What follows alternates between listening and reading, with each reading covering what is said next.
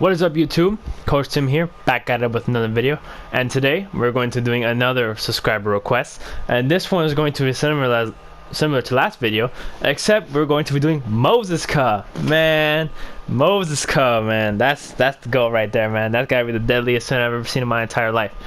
But those 2K15 was the goat time of Moses Cuh, man. That was awesome, man. I love when Chris Smoove does Moses Cuh videos. But I was suggested to do this build, and he recently came out with how to make this build, but I'm gonna make it just for you guys, so you guys can see it. If you haven't seen the video, go check it out. Definitely, I love Chris Smoove. I'm a rep him no matter what. So we're gonna make the build today, and this build, you can make this comp. This build's you could definitely use this anywhere. I'm not sure if he made the best version of this build of the name, but he made it towards Moses Cuh, and this is actually a pretty good representation of Moses Cuh. He did a really good job, because Moses Cuh back then used to be a demigod. He used to be able to do everything. So this build's really good. I think you could definitely use this in comp. I'm not sure if you guys would want to make this build to make it as comp, but you definitely can. And so we're going to continue with the build. He made the red and blue chart. The physical profile he put was the last one. And this one he didn't put it in his video, so if people are questioning what he put this one for sure, because I went back to the video and I watched it, and this is exactly the attributes he had for his physical profile. For his shot close, he had an 88. His driving layup, he had a 67. His driving dunk, he had a 73. Now he didn't max out these all out. I'm not sure why he didn't.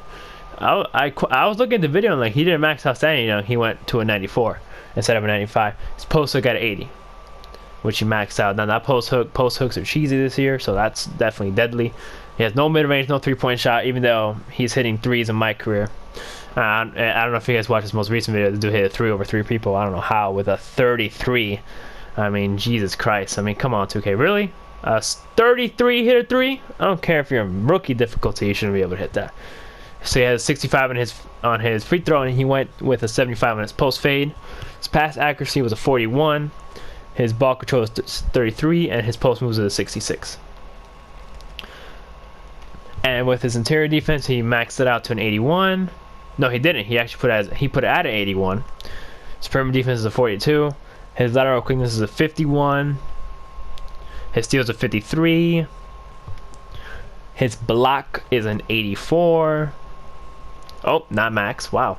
I'm surprised he didn't max these all out. And then he maxed out his rebounding at both an 87. So, oh, we have 2 extra attributes. Am I forgetting something? I think I might be forgetting something. Let me check this out. 81, 41, 36. Let me see. I'm trying to figure out where I messed up here.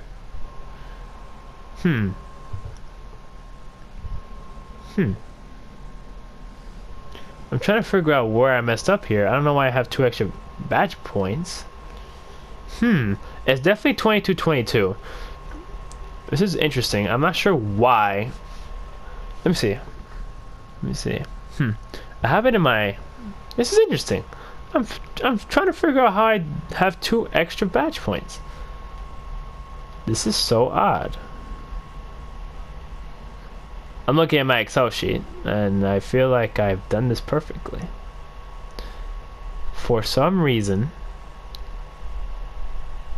this is weird. I don't know why I have 2 extra attribute points. I don't know why. Oh, I forgot. Bro, 35, 33. His ball control's at 35. Jesus, wow. I was about to say, yo, like, what? Like, wow. Like, you see that? Like, that's just my eyes being blind, man. I can't believe I didn't see that. So there we go. I figured out the situation. So this is the badge setup he has. He has 22 finishing, 1 shooting, 1 playmaking, 22 defense. You're not good. I mean, if you're Chris Smoove, you're gonna be shooting post fades. But if you're making this comp, you're definitely not gonna shoot a 3. Definitely not gonna shoot a mid range. But you could definitely pound it in the paint, and you could definitely defend and rebound basketball. Playmaking, you could definitely you have a little bit of post move to bail you out if you ever need a bucket. So you definitely can make this build. Definitely you can definitely make this build and max it out to 99.9 and be very, very good with it. He went with Burley. He went 7 foot, and he went max weight at 290. and he went with the max wingspan 94.1. So as we're looking at it right now, you're gonna have an 88 block, 87 offensive rebound, 87 defensive rebound. At 99, that would be 92, 92, and 93 block on rebounding stats. Your post moves would be at a 70, which is very, very good. You have an 80 post fade and a 70 free throw.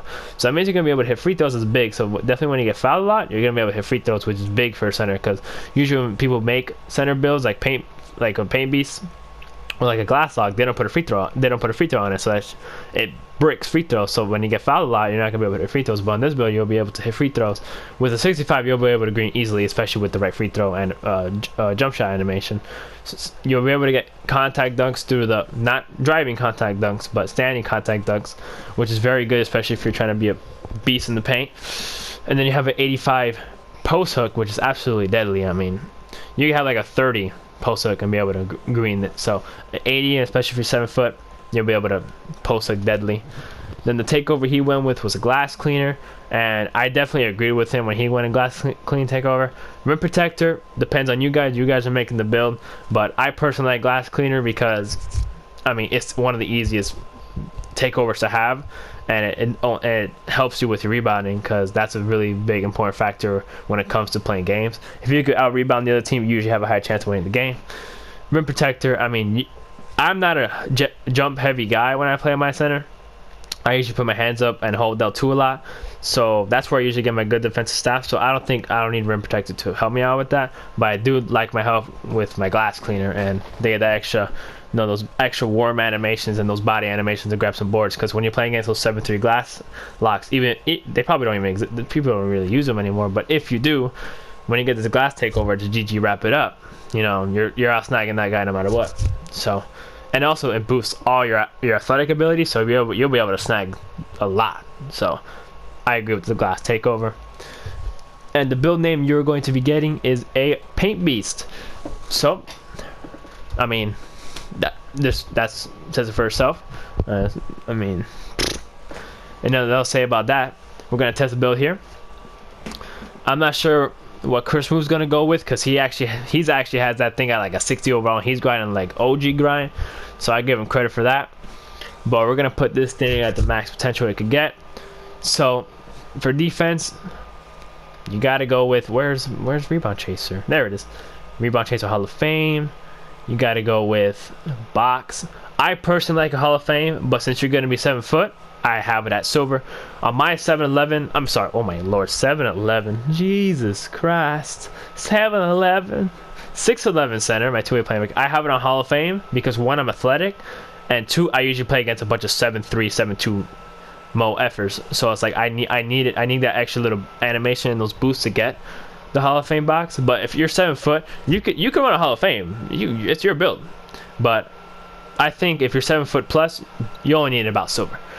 And then you got to go with your warm. I run warm on gold. You got to be able to warm around people, especially when they have box. You got to go rim protector. I would go with it Hall of Fame. I would go Intimidator. A lot of people don't like Intimidator. That badge is OP. People don't think that Intimidator works because a lot of people hate contested shots, but most of the time it really does work. And I know on my big I run Intimidator. I only run it bronze because I don't have as many badges as this guy does, or I use it differently with my build. But I really think you should run Intimidator Hall of Fame. It only helps, it doesn't hurt. Then I would go moving truck and post move lockdown silver, and I would either go with one on pogo stick, or I would go on one with chase down artist. Depends on how you want to play. But this is the badge setup I would go with right here. I don't believe in pogo stick because, like I said, I'm not a jumping type of center. I usually keep my feet down and make the offense mess up. But it's your build. You make whatever you want with it. This is what I would go with in this Paint Beast Chris Smoove Moses Cuh build. There's a lot of names there. Chris Smoove, Moses Cuh build, man. Playmaking. Now, this one's tough. If you're gonna be post playing a lot, I would go a quick first step. But if you're gonna be dotting people on the fast break, go with break starter. But personally, if we're gonna be Moses Cuh, we gotta go a quick first step. You know how Chris moves on with his Moses Cuh. He'd be taking down the flow. Or actually, let me take that back. No, you can't get downhill. Never mind. Still go a quick first step. If you can get downhill on this build, Jesus Lord. Shooting badge, man, this is absolutely useless.